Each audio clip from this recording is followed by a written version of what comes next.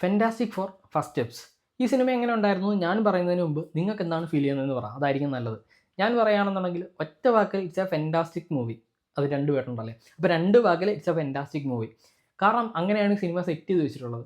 നമ്മൾ ഇതിന് മുമ്പ് കേട്ട റൂമറുകളും നമ്മൾ കണ്ട വീഡിയോസും അതൊക്കെ തന്നെയാണ് ഈ ഒരു സിനിമയിലുള്ളത്. അല്ലാണ്ട് സർപ്രൈസിങ് എലമെൻറ്റ്സ് ഒന്നും ഈ സിനിമയിലില്ല. ഫുള്ള് റൂമേഴ്സായിട്ട് നമ്മൾ ഈ സിനിമയുടെ എല്ലാ ഡീറ്റെയിൽസും കേട്ടിട്ടുണ്ട്. ഇപ്പം ഞാൻ തന്നെ വീഡിയോ ചെയ്തിട്ടുണ്ടെന്ന് തോന്നുന്നു.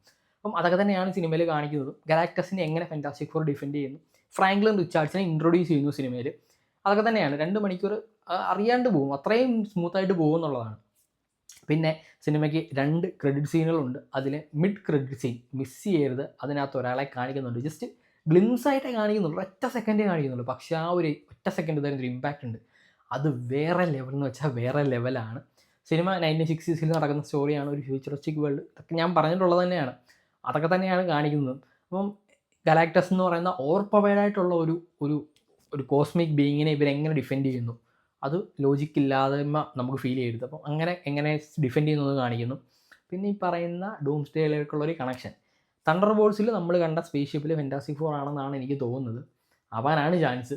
എന്തായാലും അങ്ങനെയാണെന്നുണ്ടെങ്കിൽ റീഡ് റിച്ചാർഡ്സ് ആയിരിക്കും ഇനി അങ്ങോട്ട് അവഞ്ചേഴ്സിനെ ലീഡ് ചെയ്യുന്ന ലീഡർ എന്ന് എനിക്ക് തോന്നുന്നു. അങ്ങനെയാണ് എല്ലാവരും പറഞ്ഞിട്ടുള്ളത്. ഒരു സെക്കൻഡ് മാൻ അല്ലെങ്കിൽ ഒരു കോ ക്യാപ്റ്റൻ എന്നുള്ള രീതിയിൽ തോറും വരും എന്നാണ് എല്ലാവരും പറഞ്ഞത്. നിങ്ങൾക്ക് എന്താണ് സിനിമ കണ്ടാൽ ഫീൽ ചെയ്തത്? ഒരു ഗൂസ് ബംസ് എവിടെയൊക്കെ ഫീൽ ചെയ്തു? അഡ്രിനൽ റഷ് ഉണ്ടായിരുന്നോ? നിങ്ങൾ ജസ്റ്റ് കമൻറ്റ് ചെയ്യ്.